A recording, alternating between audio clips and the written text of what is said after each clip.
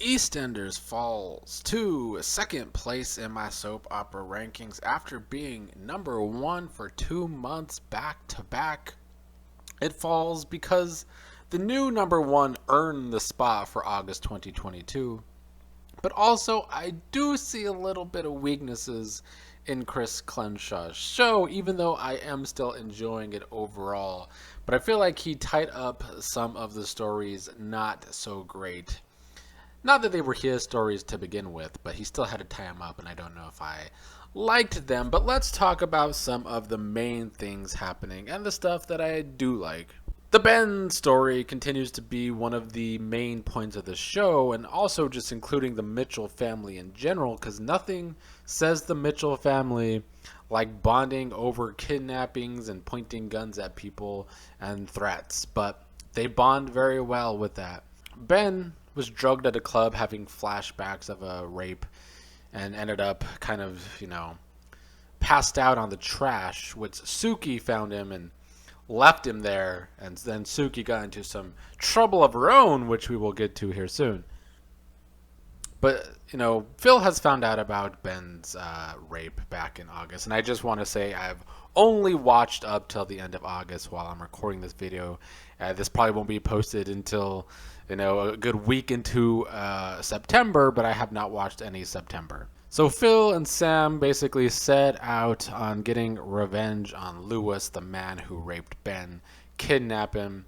Although there's a point when those two are arguing and they lose the gun and Lewis gets it, but they turn that back around and Phil attacks Lewis and almost kills him, and then Ben shows up and Ben gets to have his little chat with Lewis while pointing the gun at him. Now they don't end up killing Lewis. Ben decided to let him live, and Ben goes on to finally tell Callum about the rape and that it was Lewis who did it. I still feel like this story it's been done well. I think I talked about it when I first started. I was pretty not so happy with where it could possibly go. I was worried about how it could possibly be plotted out and how the pace might be. But I think overall they've done a good job of it. And it hasn't been a story to really make you feel sorry for Ben, really. It's still been Ben spiraling out of control in Ben fashion. So I'm glad that it also wasn't kind of used as a crutch just to kind of make people feel sorry for Ben.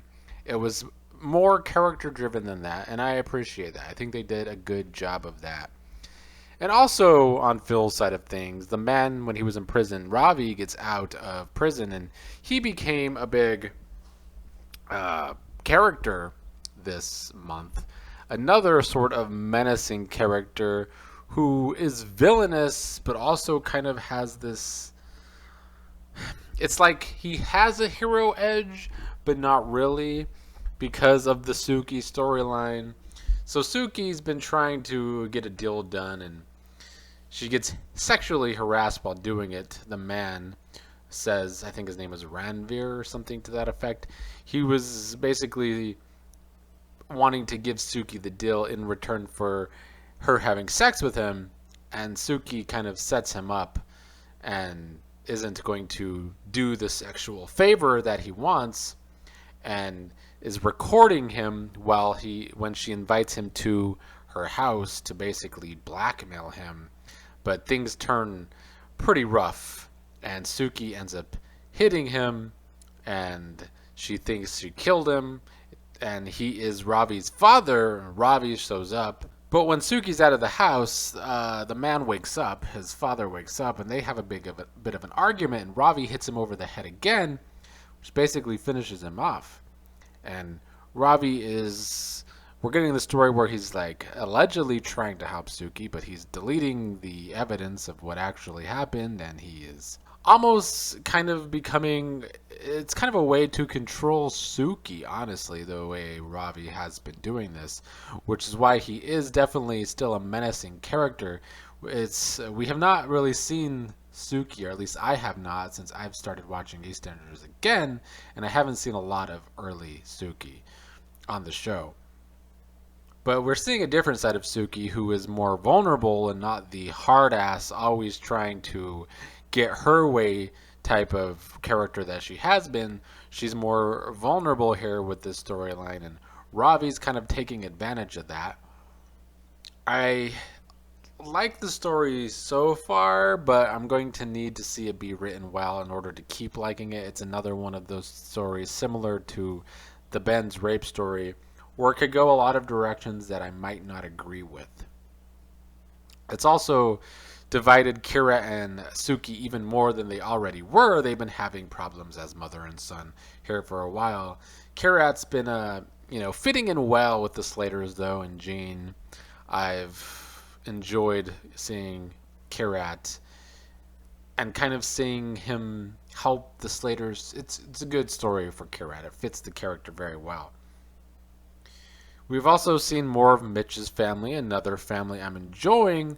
I don't really have too much to say about that, but it's another positive in the show that I do enjoy before I get to some of these negatives and the reason why EastEnders did fall out of first place, because I do think overall the show is still strong and I'm still enjoying it very much. It just wasn't quite strong enough for me to give it first place again in my rankings for August. And it's kind of because of some of these exit stories. One of them being Stuart's. The character of Stuart is not one I've ever enjoyed.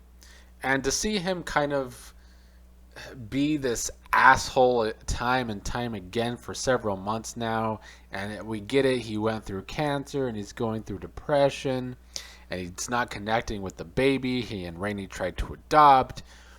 But man, his scenes just became grating by the end of it, and him going off the deep end.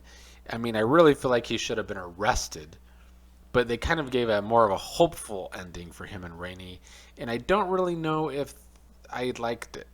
I don't know if they deserved the hopeful ending that they got. It's mostly because I just never really connected with the character of Stuart, and yeah, I don't feel like it was a character that really earned a happy ending, even though it was only somewhat happy because he's still a mess. The other story, which I think has been poorly written, is the Linda and Mick and Janine stuff, and Janine blackmailing Jada and Jada having an exit herself. We're getting a lot of the exits under Chris Clenshaw here. I feel like they wasted the character of Jada. Not just him, though. I mean, since the character came on, I feel like there was a lot more in depth they could have done for the character, and they really wrote the character to be super dumb towards the end here, being blackmailed by Janine, even though Janine didn't really have good blackmail to do it, because Janine's fallout would have been way worse than Jada's. So I did not like the writing for this whatsoever. I also feel like, Janine keeps getting her way, blackmailing people to get her way, but so many characters know all the stuff Janine has done to be the cause of all the problems for Linda, but she keeps getting away with it. It's been written very modern American soap opera, which I don't like that kind of writing because the writing dumbs down characters. So yeah, I feel like this is by far the weakest story on the show. It's not completely Chris Clenshaw's fault. This is a Jon Sen creation, and it's still playing out from there. And I just don't think Chris has done a good job of fixing it up. In fact, I feel like he's made it worse. And so this has been my big negative for the show for August, because the story is just not working for me. The writing is too weak for it. It's a big negative on the show, but I do still think overall EastEnders is solid. I still think as a whole it's very entertaining. It's miles better than Jon Sen's EastEnders still. And so even though I have some negatives starting with Chris's writing, my negatives are actually for the stories he had to continue from Jon Sen. So it's not completely his fault. And I do think overall the show is still in a really good spot, and it's number 2 in my rankings for August.